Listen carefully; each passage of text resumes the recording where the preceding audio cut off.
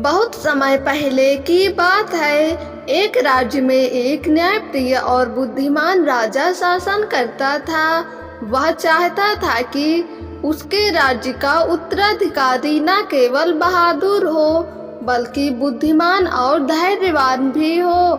जब वह वृद्ध हुआ तो उसने घोषणा की कि जो भी उसकी 3 शर्तों को पूरा करेगा वही अगला राजा बनेगा। यह सुनकर पूरे राज्य में हलचल मच गई।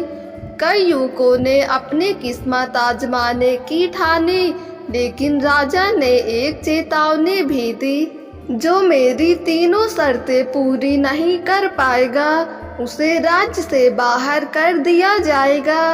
अगले दिन राजा ने सभा बुलाई और पहली शर्त बताई, पहाड़ की चोटी पर उगने वाला नीला फूल लाकर दो, जिसे आज तक किसी ने नहीं देखा। सभी हैरान रह गए, कैसा फूल कहाँ मिलेगा। कई युवकों ने हार मान ली, पर एक गरीब किसान का बेटा अर्जुन हिम्मत करके निकल पड़ा। वह कई दिन तक पहाड़ों में भटकता रहा। अंततः एक गुफा के पास उसे नीले रंग का एक दुर्लभ फूल दिखाई दिया। वह फूल लेकर वह दरबार पहुंचा। राजा ने फूल को देखकर मुस्कुराते हुए कहा, बहुत अच्छा, अब दूसरी शर्त सुनो।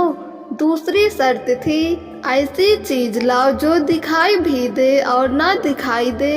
यह पहली जैसी शर्त थी।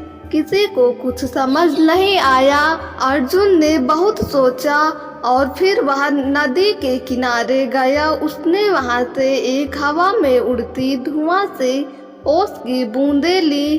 वे दिखाई भी देती थी जब सूरज की रोशनी पड़ती थी और गायब भी हो जाती थी। उसने उन्हें कांच की शीशी में बंद कर राजा को दिखाया। राजा मुस्कुराया और बोला, तुम सच में बुद्धिमान हो। अब तीसरी और अंतिम शर्त सुनो, मुझे किसी ऐसे व्यक्ति से मिलवाओ जो कभी झूठ ना बोला हो। अब अर्जुन सोच में पड़ गया, कौन ऐसा है जो कभी झूठ नहीं बोलता।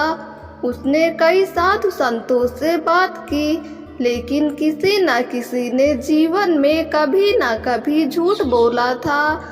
फिर एक दिन वह एक छोटे बच्चे से मिला जो रास्ता भटक गया था। वह बोला, मैं कभी झूठ नहीं बोलता। माँ कहती है कि भगवान सब कुछ देखते हैं। अर्जुन उस बच्चे को दरबार लाया। राजा ने बच्चे से कई सवाल किए और हर उत्तर मासूम और सच्चा था। राजा प्रसन्न हो गया। वह सिंहासन से उतरा और अर्जुन से बोला, तुमने बुद्धिमत्ता, साहस और सत्यता की परीक्षा पास कर ली है। तुम इस राज्य के योग्य उत्तराधिकारी हो। अर्जुन राजा बना और वर्षों तक न्याय और सत्य के मार्ग पर राज्य करता रहा।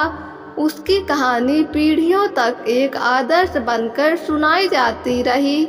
इस कहानी से यह सीख मिली है कि सच्चाई, धैर्य और बुद्धिमत्ता से बड़ी चुनौतियों को भी पार किया जा सकता है।